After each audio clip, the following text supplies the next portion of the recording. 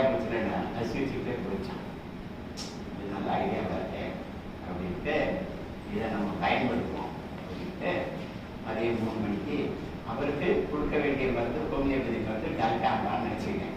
அது ஒரு வியாழக்கிழமை ஒரு டல்காமரா ஒரு 3-4 உருட்டை எடுத்து ஐயா ஆகாங்க மனசார கிளாஸில் உட்காந்துருக்கேன். மத்தியான கிளாஸ் அவர் வாங்குறாரு, அவர் வாய்ப்பு போகிறேன் சாப்பிட்றாரு. அப்புறம் நான் சனிக்கிழமை நைட்டு கிளம்பி திண்டுக்கல்ல ஒரு கல்யாணம் சண்டே மார்னிங் அது போகிறதா பிளான் பண்ணிட்டு இருக்கேன். அதுக்கு முன்னாடி தேடி போய் ஐயாவை பார்த்து போயிடுவோம். இருக்காரு பார்த்து ஒன்று என் ஒய்ஃப்ட ஒரு 5 போட்டலாம் டல்காமரா இது.